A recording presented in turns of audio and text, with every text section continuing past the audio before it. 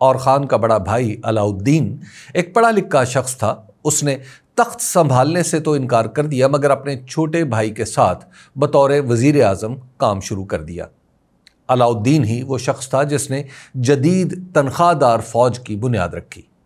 اس سے پہلے فوج کا تصور رضاکار کا تھا، یعنی منادی کے ذریعے جنگ لڑنے کے خواہش مندوں کو ہتھیاروں سمیت کسی خاص جگہ بلایا جاتا اور لشکر ترتیب پا جاتا۔ ان سپاہیوں کا معاوضہ مال غنیمت میں حصہ ہوا کرتا تھا۔ علاؤالدین نے اور خان کو باقاعدہ تنخواہ دار فوج کی تجویز دی، جس کی منظوری کے بعد عثمانیوں نے باقاعدہ فوج بنائی جس میں 10 سواروں کے ایک دستے سے لے کر 1000 سپاہیوں تک کی جماعتیں شامل ہوئیں۔ ان سپاہیوں کو بہترین تنخواہیں دی گئیں، لیکن جلد ہی یہ فوج بادشاہ کو آنکھیں دکھانے لگی۔ فوج کا یہ رویہ دیکھ کر اور خان نے علاؤالدین سے مشورہ کیا تو یہ طے پایا کہ ایک نئی فوج کھڑی کی جائے، مگر یہ ترک نسل سے نہیں ہوگی بلکہ غیر ترک جوانوں پر مشتمل ہوگی۔ نئی فوج کو نام بھی ینیچری کا دیا گیا، جس کا مطلب ہی نئی فوج ہے۔ یہ فیصلہ بھی ہوا کہ ینیچری براہ راست بادشاہ کو جواب دہ ہوگی اور بادشاہ ہی ان کے معاوضے کا فیصلہ کرے گا۔ اس فوج میں زبردستی بھرتی کے لیے ایک رسم پہلے سے موجود تھی، جس کے مطابق ترک فاتح مفتوح قوم سے اس کے بچے خراج کے طور پر وصول کر کے غلام بنا لیتے تھے۔ ینیچری کی پہلی بھرتی کے لیے بھی عیسائی جنگی قیدیوں میں سے 10 سے 12 سال عمر کے 1000 ہونہار اور صحت مند بچے منتخب کیے گئے۔ ان بچوں کو مسلمان بنایا گیا اور انہیں سخت جنگی تربیت دی گئی۔ ان کی تنخواہیں عام فوج کی نسبت زیادہ تھیں اور انہیں ہتھیار بھی بہتر دیے گئے۔ ینیچری میں محض فوجی ہی شامل نہیں تھے بلکہ اس میں اعلیٰ تخلیقی صلاحیتیں رکھنے والے بچے بھی شامل کیے گئے، جو تصویر کشی، نقشہ نویسی، ریاضی یا دیگر علوم میں اپنے ہم عمروں سے ممتاز تھے۔ اس کے بعد ہر سال 1000 بچے اسی طرح مفتوحہ علاقوں سے اکٹھے کیے جاتے اور انہیں بہترین تربیت کے بعد ینیچری کا حصہ بنا دیا جاتا۔ رفتہ رفتہ ینیچری کا مقام سلطنت میں بلند ہونا شروع ہو گیا اور نوبت یہاں تک پہنچی کہ البانیہ، یونان، آرمینیا اور دیگر یورپی مقبوضات میں لوگ اپنے بچوں کو اس فوج میں شامل کرانے کے لیے رشوت دینے لگے۔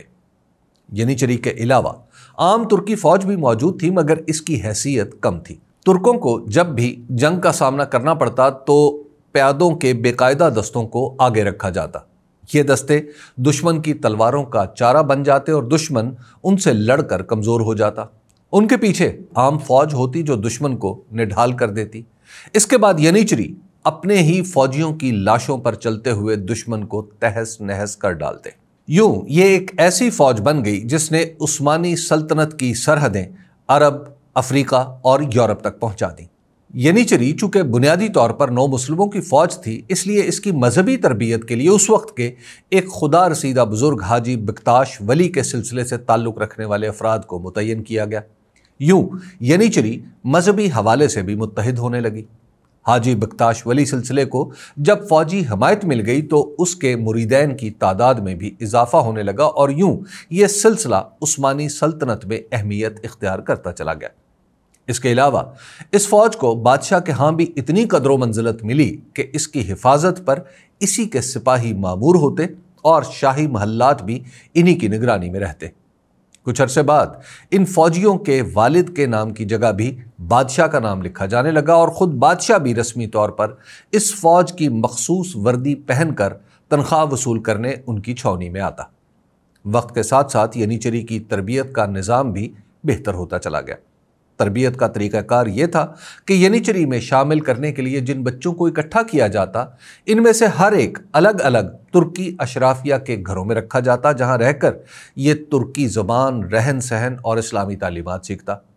1 سال کے بعد ان سب بچوں کو ایک خاص چھاؤنی میں اکٹھا کیا جاتا، جہاں انہیں سخت ترین تربیت سے گزارا جاتا۔ انہیں بتایا جاتا کہ اب ان کا خاندان یہی ہے۔ اس طرح ان بڑھتے ہوئے بچوں میں گہرا بھائی چارہ پیدا ہو جاتا۔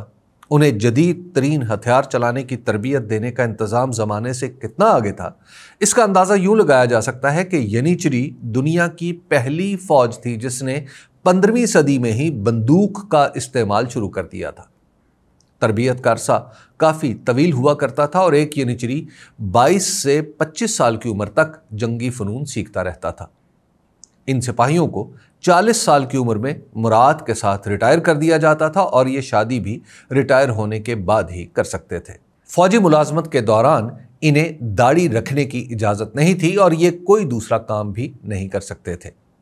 ینیچری چونکہ بادشاہ اور فوج کے درمیان شکوک و شبہات کی وجہ سے کھڑی کی گئی سپاہ تھی، اس لیے ان کی بنیادی ذمہ داری بادشاہ کی حفاظت ہی تھی۔ حتیٰ کہ جنگوں میں بھی یہ بادشاہ کے ارد گرد رہتے اور اسی کے حکم پر آگے بڑھتے۔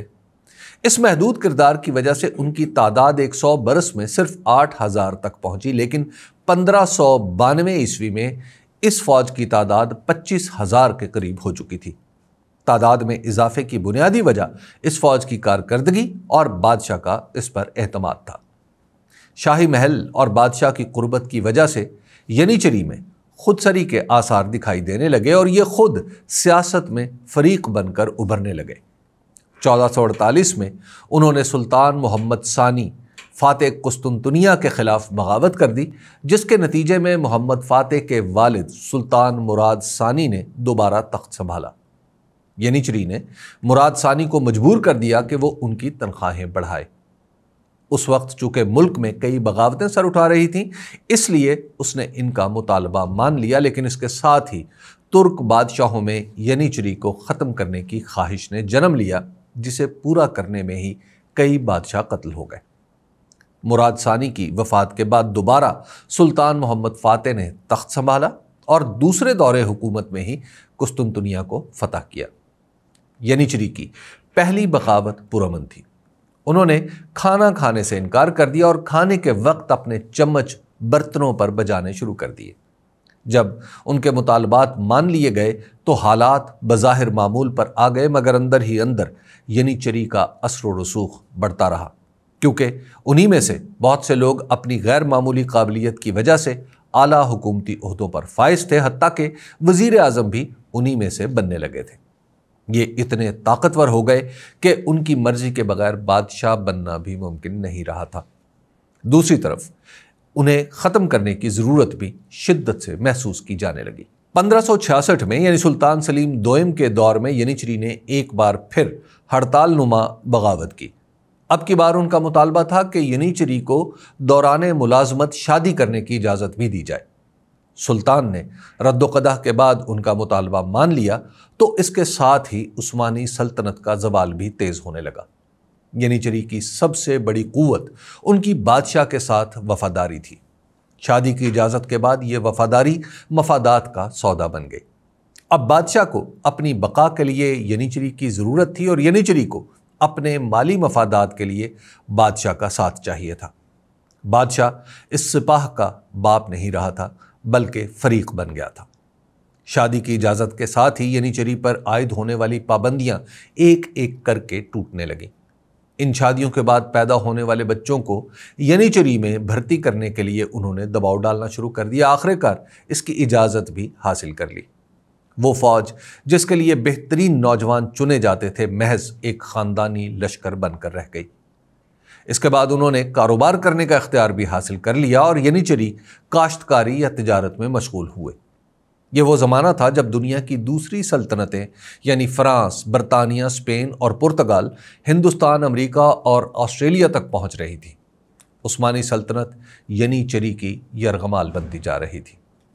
ینیچری حکومتی وسائل پر تو قبضہ کیے جا رہے تھے، لیکن سلطنت کی توسیع تو دور کی بات، اس کے دفاع میں بھی کمزور پڑتے چلے جا رہے تھے۔ ینیچری کی خودسری کا آغاز 1566 میں سلیمان اعظم کی وفات کے بعد شروع ہوا۔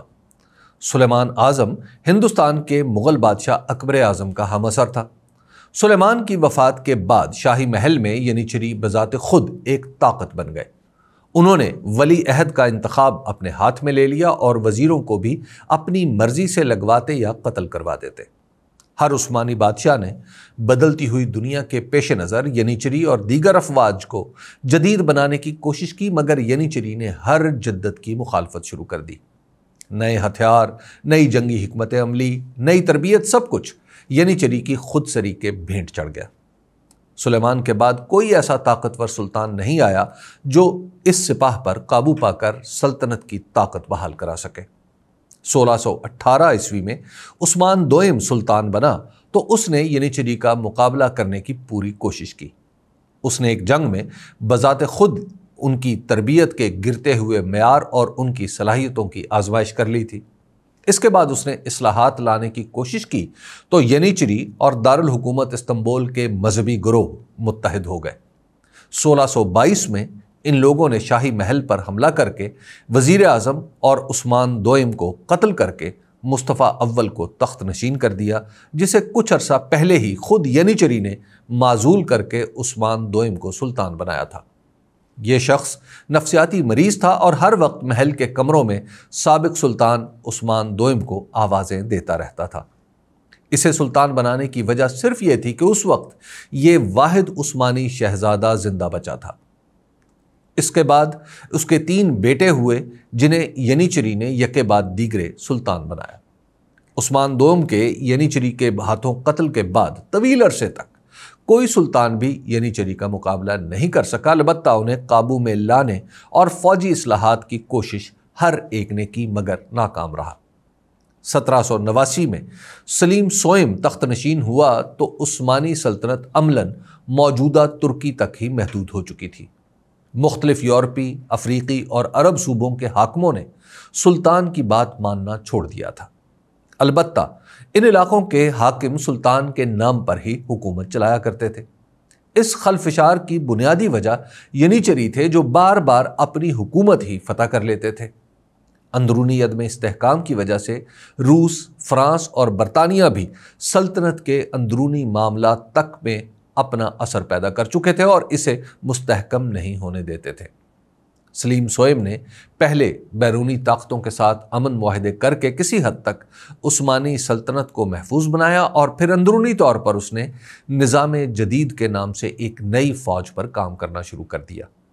نظام جدید بنیادی طور پر ترکی کے صوبے اناطولیہ کے نوجوانوں پر مشتمل تھی۔ اس فوج کو فرانسیسی ماہرین سے تربیت دلوائی گئی اور یہ اس وقت تک کے جدید ترین اسلحے سے لیس ہو گئی۔ اس فوج میں جدید توپ خانہ متعارف کرایا گیا، جس کی وجہ سے یہ ترکی کی عام فوج جسے سپاہی کہا جاتا تھا اور ینیچری دونوں سے بہتر ہو گئی۔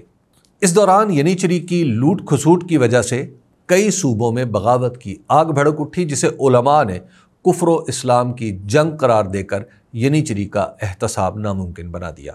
سلطان سلیم سوئم نے نظام جدید کی فوج میں بھرتی کے لیے حکم نامہ جاری کیا کہ ینیچری اور عام فوج میں سے بہترین لوگوں کو نظام جدید میں شامل کیا جائے گا۔ ترک علماء ایک بار پھر ینیچری کے ساتھ مل گئے اور انہوں نے اسے اسلامی شاعر کے خلاف قرار دے دیا۔ اس کے بعد بغاوت کی آگ بھڑک اٹھی۔ مئی 1807 میں ینیچری کے وہ کارندے جو محل کے اندر تھے، انہوں نے سلیم کو معزول کر کے قید کر لیا اور اس کے رشتہ دار مصطفیٰ چہارم کو تخت پر بٹھا دیا۔ کچھ ہی دنوں میں سلیم سوئم کی وفادار فوج استنبول پہنچ گئی، مگر اس سے پہلے کہ یہ فوج محل تک پہنچتی سلیم سوئم قتل کر دیا گیا۔ وفادار فوج نے مصطفیٰ چہارم کو تخت سے ہٹا کر محمود ثانی کو سلطان بنا دیا۔ محمود ثانی کے زمانے میں سلطنت بکھر رہی تھی اور ینیچری کی غنڈہ گردی نے بھی حکومت کے ناک میں دم کر رکھا تھا۔ محمود کو بیک وقت کئی محاذوں پر لڑنا پڑ رہا تھا، مگر اس نے ملک میں قانونی اور فوجی اصلاحات جاری رکھیں۔ 1826 میں محمود ثانی نے ایک بار پھر نئی فوج بنانے کا اعلان کیا۔ توقع کے عین مطابق ینیچری نے ان اصلاحات کو ملک کے لیے نقصان دہ قرار دیا۔ کچھ علماء بھی ان کے ساتھ مل گئے اور 6000 ینیچری نے استنبول میں بغاوت کر دی۔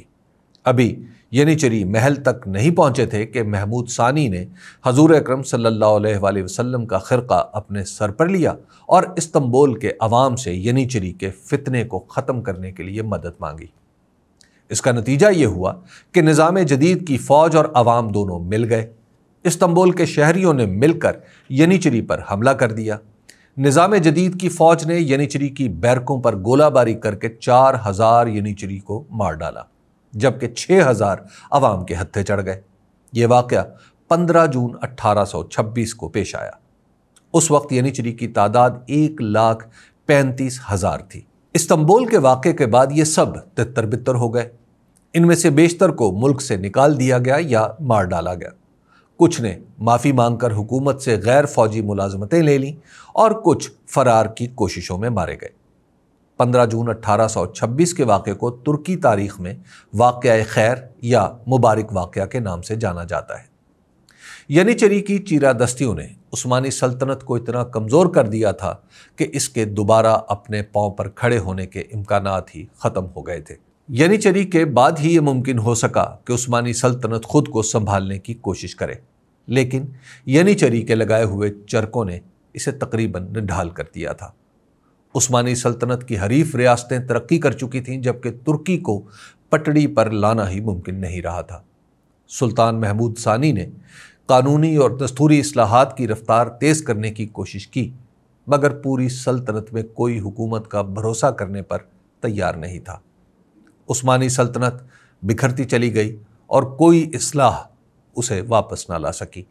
یوں ینیچری دنیا کی پہلی فوج بن گئی جو اپنا ہی ملک کھا گئی۔ شکریہ۔